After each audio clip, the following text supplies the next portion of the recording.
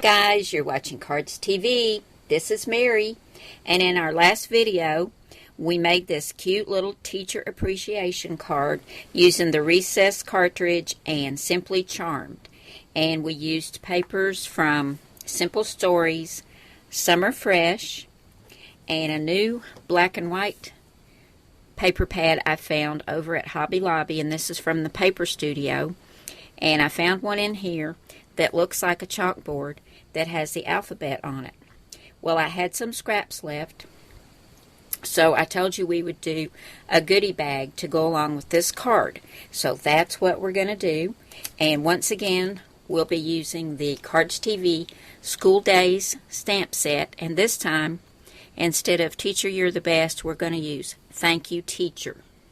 So I'll get this out of the way and we'll get started on our super quick little goodie bag.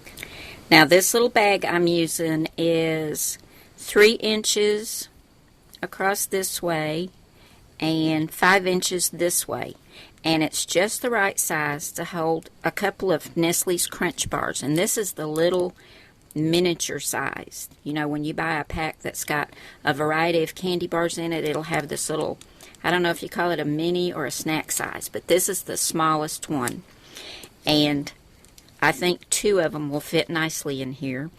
And here's my 2 scraps left from the card. And I just took some white cardstock to cut the little topper for it. And I cut this at 3 inches by 3 1/4 inches. And I scored it in half at 1 1/2 inches. And if you want to, you can take a corner rounder and round these corners.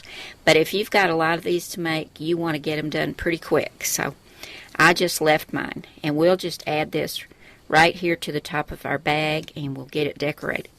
Now I'm going to show you how to cover this little Nestle's Crunch Bar or any of those that are this size. This candy bar with the wrapper is about 3 inches by 1 inch wide. The actual candy bar is about 1 1/2 inches. So what I've done, I cut a piece of this paper, this is another scrap, and I cut this at 3 1/2 by 3 1/2. And I've got some score tape. I love score tape. And here's one I've already covered. And I've sealed up the ends using one of my favorite tools, the paper crimper. So I'll show you how I did this, and then when you want to open it, you just tear off the top and take your candy bar out. But it gives it a nicer look than just dropping a couple of these down in a bag. So we've got our paper that's 3 1/2 by 3 1/2. I'm going to flip it over, and down one side we're going to put a piece of score tape, and I like this because you can tear it off with your fingers. And then on these 2 sides, right about in the middle, we're just going to put a little short piece because this will be our ends.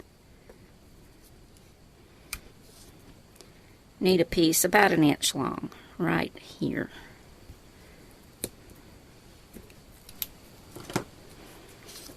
And you want to burnish it pretty good with your fingers so that backing will pull off. And we'll go ahead and get this pulled off of here. And sometimes this is easier said than done. Here we go. Love score tape. Okay, now we've got it down this side and a small piece on either end. And we're going to lay our candy bar upside down in the center so that we've got the long piece of score tape right here, and then the 2 short pieces right about there. And we're just going to wrap this over, and then we'll bring this side over and seal this up, and then we'll pinch our ends together. Sorry about that noise, that was the furnace. And now comes the fun part, and you can see how nicely that's closed, but we want it to have a nice edge on it. So we're going to take our paper crimper and we'll put one end down in here and squeeze the handle, and you want to be careful now and don't roll over your candy bar. We just want to take it slowly and carefully right up to the edge of that candy bar. I've got to get it in there first, don't I? Okay. And you can feel when you get there. There we go. You can't see the crimping on it too well. Yes, you can. There we go. And then we'll do this end.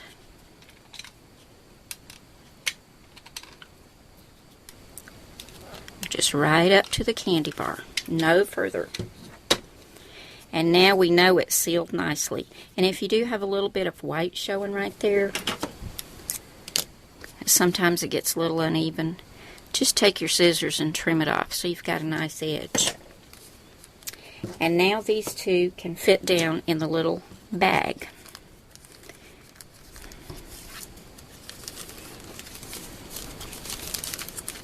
It's perfect size for them. Now for the topper, like I told you, this was cut at 3 inches by 3 1/4 and folded in half. And you can staple this on here, or you can use some more of that score tape. And I'd put some on the front and the back to hold it down. And then I've cut this little piece. This is another piece of the scratch paper, or scrap paper. It's 3 inches by 1 1/4 inches. I'm going to put that right there. And that'll hide my staples. And then this is the very last piece of that gingham I have. I don't have any more. And this is cut also at 3 inches by 3/4 inch. And that's going to go right across there. And in the recess cartridge, I've cut another apple, just like I did for the card. But this time I cut the apple at 2 inches. And I've gone ahead and stamped it. Thank you, teacher. And I've got it on 1 thickness of foam tape, and I'm going to add that right there. So I'm going to grab my staple gun and get some adhesive and get all this put together, and I'll come back and show this to you next to the card. And you can see what a nice little teacher gift it makes. Here's the finished card and little goodie bag, and I think that makes a really nice little teacher appreciation gift. I had enough of this paper left that I was able to go ahead and cover the staples on the back too to give it a nice finished look. And you can find these little clear bags in Walmart in the Wilton cake decorating aisle. They're 3 by 5, and you can get like 50 of them for just a couple of dollars. And if you've got a lot of these to make, this is a quick and easy way to go. But I had a really good time doing this, and I don't have any little ones in school, but I got grandkids in school, and I'm giving these to them for their teachers. But thank you so much for coming by today, guys. I really appreciate it, and I will see you again soon. Bye now.